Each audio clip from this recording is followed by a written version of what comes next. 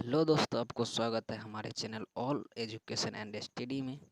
तो दोस्तों, मैं आपको बता देना चाहता हूँ ग्रुप 2 स्पेशल 2021 के लिए हमारे चैनल से जुड़ के मैथ रीजनिंग जीएस की प्रैक्टिस आसानी से कर सकते हैं। तो दोस्तों, देर ना करें, सब्सक्राइब करके बेल आइकन दबा लीजिए और वीडियो अच्छा लगे तो प्लीज़ एक बार लाइक शेयर कर दीजिएगा। चलते हैं बिना देर के हुए वीडियो की ओर। तो आज का पहला क्वेश्चन जो है आपके स्क्रीन पर, तो क्वेश्चन है कि विसरण की प्रक्रिया किसमें नहीं होता है। तो दोस्तों, आप लोग जवाब दीजिएगा कि विसरण की प्रक्रिया किसमें नहीं होता है। हाँ जी हाँ दोस्तों। तो दोस्तों, आप लोग को मालूम है कि गैस में जो है विसरण की प्रक्रिया होती है। गैस में क्या होता है, विसरण की प्रक्रिया होती है। और द्रव में भी विसरण की प्रक्रिया होती है। लेकिन दोस्तों, ठोस में विसरण की प्रक्रिया नहीं होता है। तो इस क्वेश्चन का सही जवाब क्या हो जाएगा, ठोस। दोस्तों, ऐसे भी कर दो, द्रव आप कहीं भी रखिए, पानी को आप कहीं भी रख दीजिए, यहाँ रखिएगा तो छहर के वहाँ चल जाएगा। गैस तो आप लोग जानते हैं कि पूरे विश्व में फैला है, तो विसरण की प्रक्रिया ही उधर इधर जा सकता है। तो चलते हैं अगला क्वेश्चन की ओर। आपका अगला क्वेश्चन है कि निम्न में से कौन सा उपधातु है। निम्न में से कौन सा उपधातु है। जी हाँ दोस्तों, जवाब दीजिए। आप लोग जड़ क्या है, धातु है। एल्युमिनियम क्या है, धातु है। पोटासियम क्या है, धातु है। लेकिन आप लोग को मालूम है बेरिलियम धातु नहीं है। तो बेरिलियम क्या है, उपधातु है। बेरिलियम क्या है, उपधातु है, जिसको हम सेमी कंडक्टर अर्धचालक कहते हैं। तो इसका सही आंसर क्या हो जाएगा, ऑप्शन नंबर सी। सही आंसर क्या हो जाएगा, ऑप्शन नंबर सी। तो चलते हैं अगला क्वेश्चन की ओर। आज का आपका अगला क्वेश्चन है कि मानव मस्तिष्क का वजन कितना होता है। तो मानव मस्तिष्क का वजन जो है दोस्तों, कि मानव मस्तिष्क का वजन लगभग 1300 से 1400 होता है। 1300 से 1400 ग्राम में होता है। आप लोग ध्यान के, थोड़ा ऑप्शन टाइमिंग मिस्टेक हो गया है कि 1300 से 1400 ग्राम में होता है। यहाँ लगा लीजिए ग्राम। हाँ, तो एक चीज़ और इसी में ध्यान रखिएगा कि मेल का जो है, मेल का होता है 1400 ग्राम। मेल का 1400 ग्राम और फीमेल का जो होता है 1350 ग्राम रहता है। इतना बात आप लोग याद रखिएगा। तो चलते हैं अगला क्वेश्चन की ओर। अगला क्वेश्चन है कि सबसे हल्की धातु कौन सा है।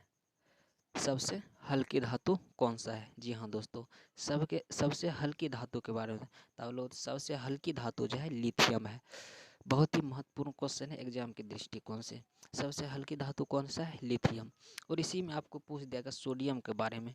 तो ऐसा सोडियम के बारे में पूछेगा कि कौन ऐसा धातु है जिसको हम चाकू से काट सकते हैं, तो वह है सोडियम।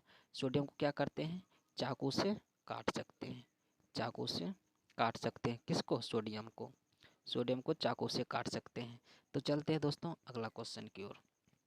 आज का अगला क्वेश्चन जो है, अशुद्ध रक्त किस में बहता है। जी हाँ दोस्तों, अशुद्ध रक्त किस में बहता है। जी जवाब दीजिए, अशुद्ध रक्त किस में बहता है। तो दोस्तों, अशुद्ध रक्त जो है हमारे सीरा में बहता है। किस में, अशुद्ध रक्त सीरा में। अशुद्ध रक्त किस में बहता है, सीरा में। और धमनी में जो है शुद्ध रक्त बहता है। धमनी में क्या होता है, शुद्ध रक्त बहता है। सब धमनी में क्या होता है, शुद्ध रक्त। WBC को शरीर का सैनिक कहा जाता है, या फिर इसको रोग प्रतिरोधक क्षमता, यानी कि हमारे शरीर में कोई भी रोग को WBC होने नहीं देता है। जी हाँ दोस्तों। तो चलते हैं अगला क्वेश्चन की ओर। आपका अगला क्वेश्चन है कि कौन सा धातु कमरे के ताप पर द्रव अवस्था में रहता है। जी हाँ दोस्तों, जवाब दीजिएगा जल्दी से कि कौन सा धातु कमरे के ताप पर द्रव अवस्था में रहता है। तो आपका पहला है पारा, दूसरा है सोडियम, एल्युमिनियम और ब्रोमीन। आप लोग को मालूम है कि ये तीनों जो है, यहाँ तक ये तीनों क्या है, ये तीनों धातु है। ये तीनों क्या है, धातु हैं। जबकि ब्रोमीन, ब्रोमीन जो है अधातु है। ब्रोमीन क्या है, अधातु। ब्रोमीन क्या है, अधातु। तो आप लोग जानते हैं कि जो भी ऑप्शन होगा इसी तीनों में से कोई होगा। तब पारा, पारा इसका आंसर क्या हो जाएगा, पारा। तो आप लोग देखे होंगे कि साधारण थर्मामीटर में किसका उपयोग करते हैं, पारा का। तो पारा, सोडियम को हम पिछले प्रश्न बता चुके हैं कि चाकू से काटा सकता है, या फिर एक क्वेश्चन और सोडियम से बन सकता है कि निम्नलिखित में से कौन सा धातु को मिट्टी तेल में संरक्षित किया जाता है, तो वह सोडियम होगा। और ब्रोमीन जो है, ब्रोमीन वह धातु है जो कमरे के ताप पर क्या होता है, द्रव अवस्था में रहता है। ब्रोमीन के बारे में इफेक्ट याद कर लीजिएगा, ये दोनों क्वेश्चन बार बार एग्जाम में पूछे जाते हैं। चलते हैं अगला क्वेश्चन की ओर। आपका अगला क्वेश्चन होगा कि सबसे कम अपवर्तनांक किसका होता है। जी हाँ दोस्तों, सबसे कम अपवर्तनांक किसका होता है। सबसे कम बोला है ना, तो दोस्तों सबसे कम अपवर्तनांक होता है वायु का, जिसका होता है 1.0003, 1.0003। और सबसे अधिक जो होता है हीरा का होता है, जो होता है 2.42। और कहीं कहीं दोस्तों 2.41 भी मिलता है, इसलिए घबराने की कोई बात नहीं है, समझे। तो चल इतना इफेक्ट बन सकते हैं। चलते हैं अगला। हाँ तो दोस्तों इसमें एक चीज़ और याद कर लीजिएगा कि प्रकाशीय घनत्व या अपवर्तनांक दोनों एक ही बात हुआ। प्रकाशीय घनत्व या अपवर्तनांक जिसका सबसे कम होगा उसमें प्रकाश की चाल सबसे अधिक होता है, और जिसका प्रकाशीय घनत्व सबसे अधिक होता है उसका प्रकाश उसमें प्रकाश की चाल सबसे कम होता है। तो दोस्तों इतना इफेक्ट बन सकता है। चलते हैं अगला क्वेश्चन की ओर। तो दोस्तों अगला क्वेश्चन है परमाणु की बाह्यतम कक्षा को क्या कहते हैं। जी हाँ दोस्तों, कि परमाणु की बाह्यतम कक्षा को क्या कहते हैं।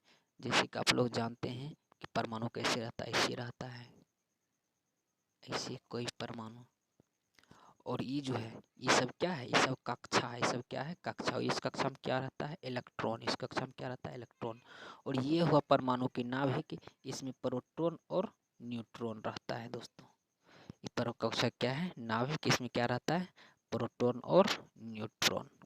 जी हाँ दोस्तों, इसमें रहता है प्रोटॉन और न्यूट्रॉन, प्रोटॉन और न्यूट्रॉन रहता है। और ये जो कक्षा है ये बाह्यतम कक्षा, यानी बाहर में तो यही सब अंदर में, ये बाह्यतम कक्षा को ही क्या कहते हैं संयोजी इलेक्ट्रॉन हो कहते हैं। इस बाह्यतम कक्षा को क्या कहते हैं संयोजी इलेक्ट्रॉन। तो इस बातों को कहते हैं, तो वही बात पूछता है परमाणु की बाह्यतम कक्षा को क्या कहते हैं। तो आप लोग जानते हैं परमाणु की बाह्यतम कक्षा को क्या कहते हैं संयोजी इलेक्ट्रॉन। तो इस क्वेश्चन का सही आंसर क्या हो जाएगा ऑप्शन नंबर 2। चलते हैं अगला क्वेश्चन की ओर।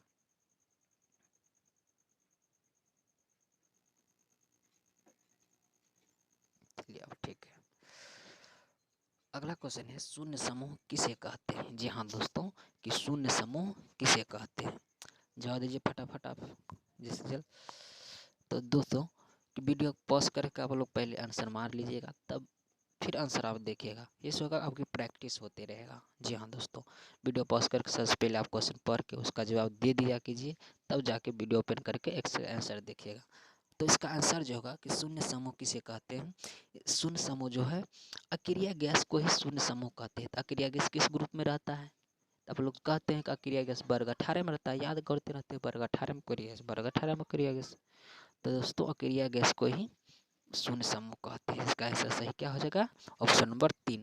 दोस्तों एक चीज़ और इसमें याद रखिएगा कि वर्ग 18 में जितना भी तत्व है, वर्ग 18 में जितना भी तत्व है, इतनी कि जितना भी अक्रिय गैस है, वर्ग 18 में जितना भी अक्रिय गैस है जिसका बाह्यतम कक्षा में 8 इलेक्ट्रॉन है, उसका संयोजकता जो होता है उसका संयोजकता 0 होता है, इसीलिए इसको शून्य समूह कहा जाता है। समझे दोस्तों, इसीलिए इसको शून्य समूह भी कहते हैं।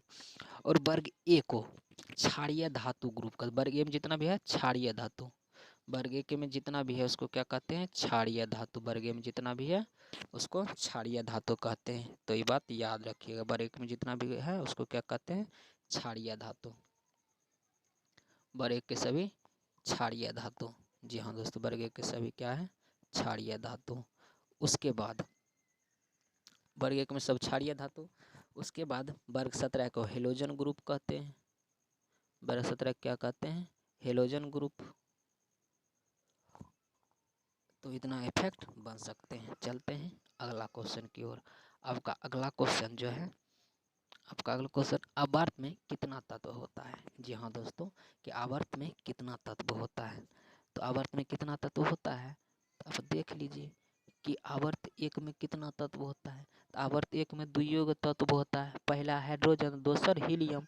तो इसका आंसर तो सीधे सीधे आप मार दीजिएगा एक, पहला हाइड्रोजन और दूसरा क्या होता है हीलियम। और इससे क्वेश्चन एक और पूछ सकता है के बारे में कि कौन सा ऐसा एक अधातु है जो कि बाएं तरफ पाया जाता है, जो कि बाएं तरफ पाया जाता है। तो इसका सही आंसर क्या हो जाएगा हाइड्रोजन। जी हाँ दोस्तों, तो आप याद रखिए इसका सही आंसर क्या हो जाएगा हाइड्रोजन। उसके बाद से आप एक क्वेश्चन और बन सकता है कि निम्नलिखित में से धातु आवर्त सारनी के किस तरफ रहता है, तो आप कहिएगा बाएं तरफ। तो जय हिंद दोस्तों, आशा करता हूँ कि आपका ये वीडियो अच्छा लगा होगा। तो यदि आपको ये वीडियो अच्छा लगा तो एक बार प्यारा सा लाइक कर दीजिएगा, शेयर कर लीजिएगा। यदि आप चैनल पर नए हैं तो सब्सक्राइब करके बेल आइकन दबा लीजिएगा, ताकि मेरा जो भी नया वीडियो अपलोड हो तो आपके मोबाइल का घंटी सबसे पहले बजे। Thank you all of you, best of luck for the future.